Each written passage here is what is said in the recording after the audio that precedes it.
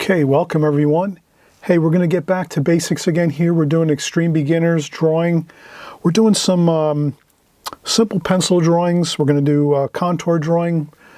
And we're also going to just incorporate a ruler. Sometimes, you're going to want to use a ruler when you're drawing just to help you get a few straight lines, get some real accurate straight lines to maybe capture your subject matter a little better. It depends on your level of drawing skills. Everyone starts out different. We all start out with the, obviously we start out with the stick figures. We do those, right? And then we go on from there, and then we start doing little doodles and this and that.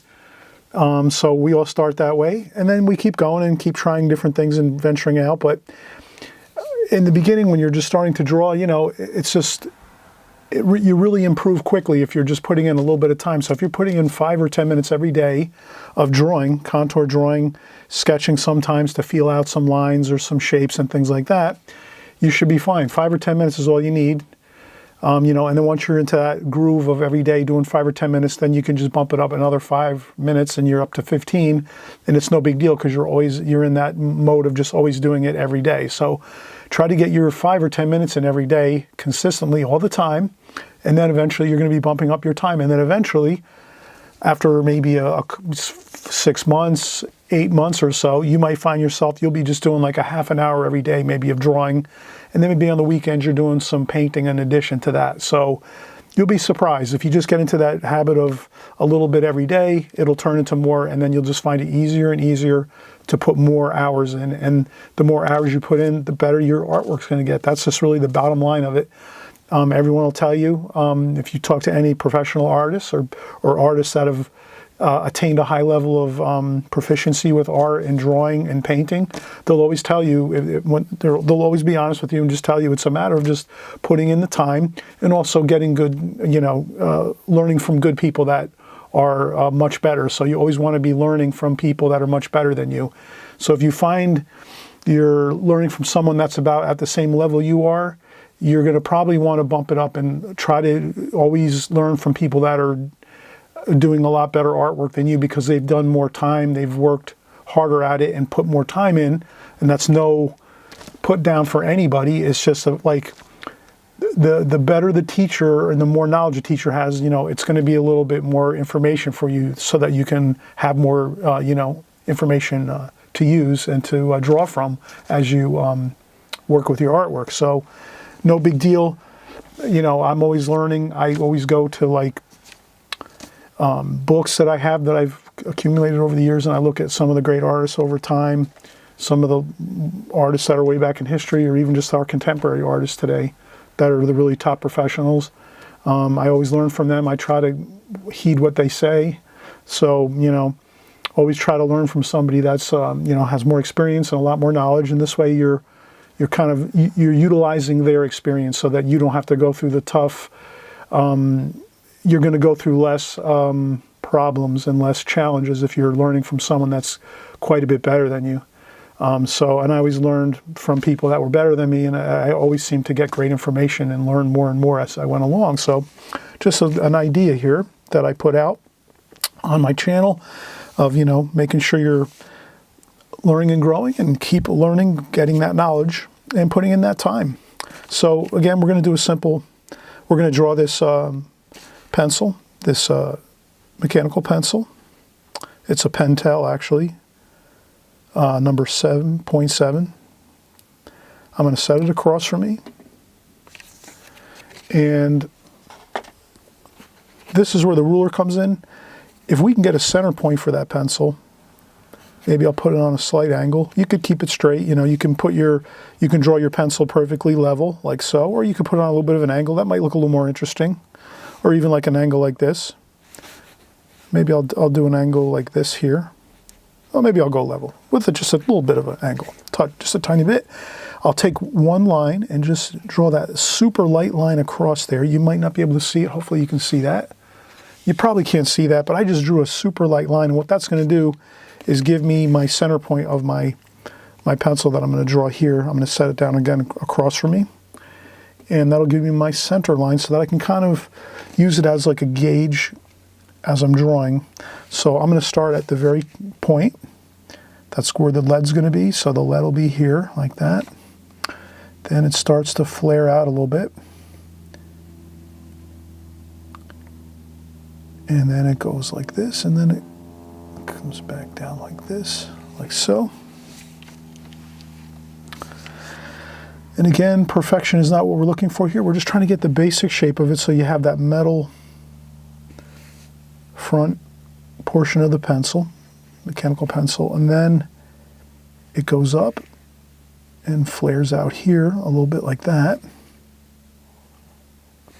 like so. So I think you can see that. Let me zoom in a little bit. I apologize. Let me apologize because I'm not zoomed in enough here. That's where we need to be, like that.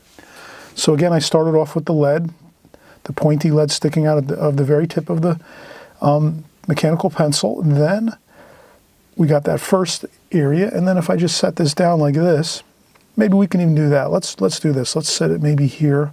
I'll need some tape because this is rolling quite a bit. Let's get some tape. So I always use tape to tape things down from moving around. And so we'll take a little bit of tape here.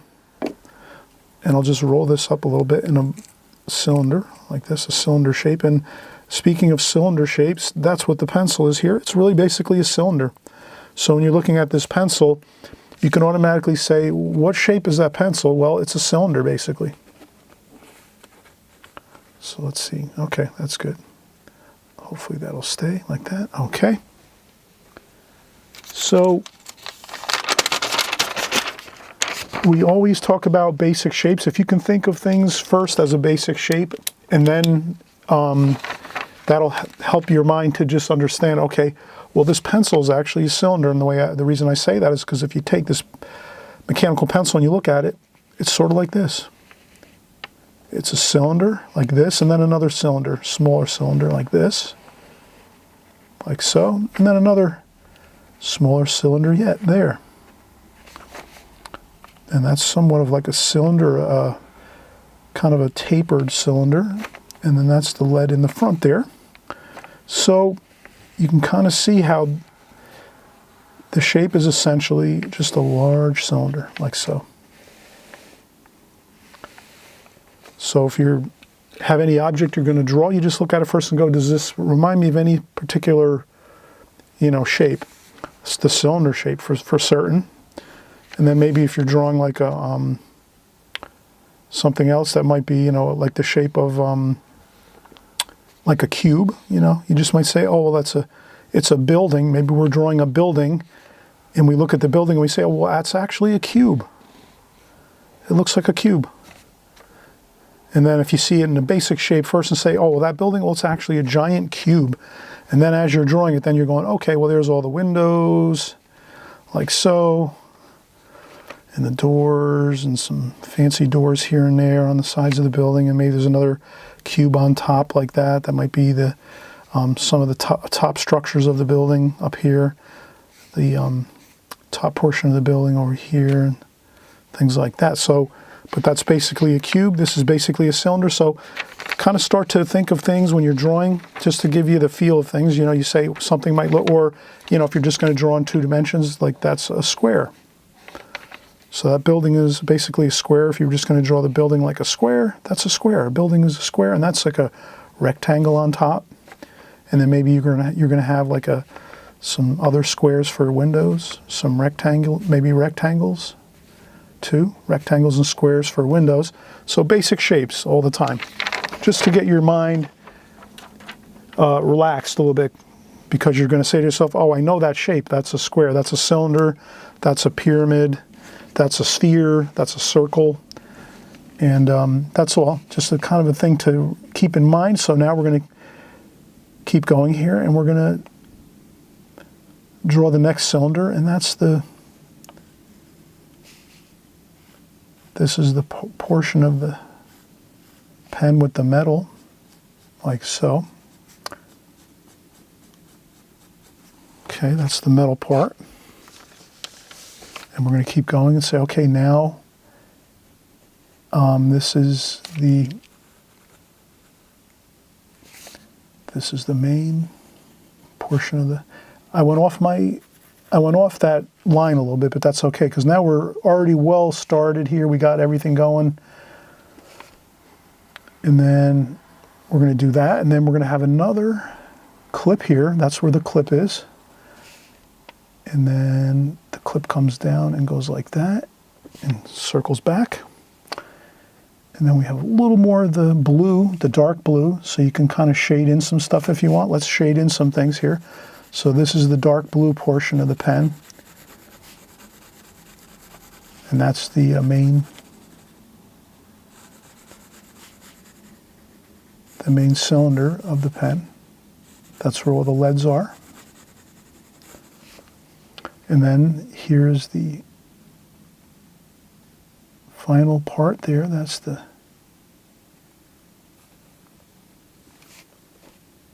this is the part of the pen you push down to push the lead out. To get more lead out when you're kind of running out of lead, you use your thumb and you hit the, so this is the thumb pin, I guess they might call it. I did not look up the exact parts of all the parts of a pen before we did this video. Some of you might want to look it up online and put it in the comment section below, and then this way we can kind of, someone else will be adding to the educational value of this channel. And there we go, look at that. Now you can do a little darker shading here, like that. And then there's another few darker rings here. 1, 2, 3, and 4. They're just a little more, you don't have to get this detailed, I guess. Then there's a shadow. Let's do the shadow underneath it. So basically the shadow underneath it's going to be the same exact shape, except it's going to be just all with a bit of a darker tonal value to it. So the shadow is just going to be a dark, medium dark underneath, like so. And I think you're seeing the shadow. Yes, you're seeing the shadow on the video here. So you'll see that I'm just following the shape of the pen, like that. And it's even very light out here, super light, where they pushed the end of the that push pin there, that part of the pen in the back there, and there we go. And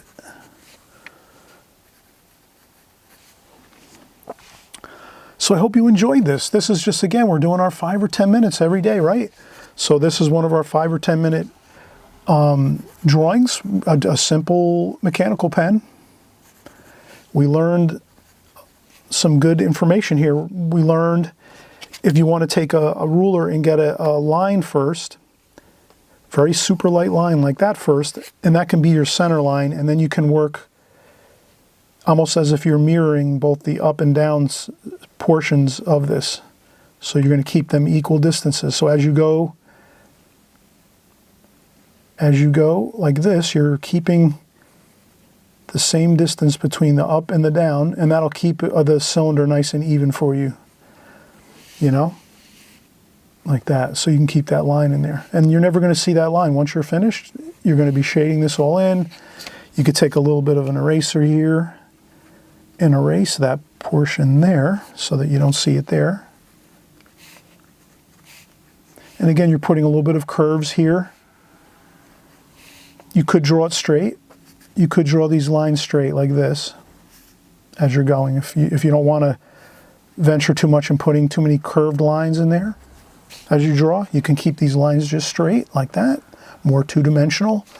But if you want to put a touch of a curve on that, that adds to it. It really looks a lot more beautiful as you're drawing if you can put in those little bit of curves. But in the beginning, you might want to do 2 or 3 of them with just straight lines here instead of getting fancy with the curves, because you got to keep those curves the same as you go across this way. Like you don't want to make one curve really sharp and then another one this way and then another one like that.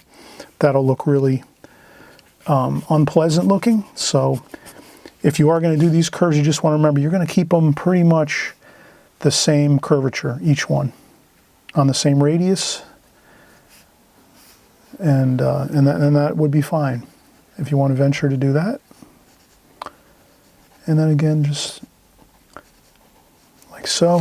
That's more a little sketchy, right? I wasn't, and then contour drawing, we would just start.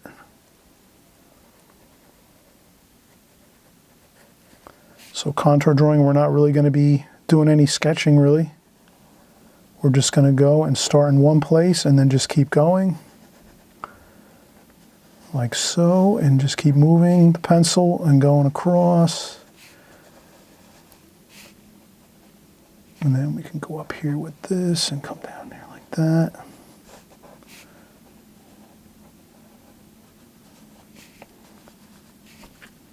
And then you can sometimes do that. Probably should have just went straight through with that line, but, and we do that there, one more there, and then another like that. And that's the contour drawing method, where you just start in one spot and just keep going all the way through. And again, you're not looking for perfection. You're just looking to get a good, good representation of this, of this pencil here, this mechanical pencil, not perfection. And the more you do them, the better you're going to get at them. I guarantee if you're doing like the first 5 or 6 aren't going to look the greatest. They're going to look better and better each one you do.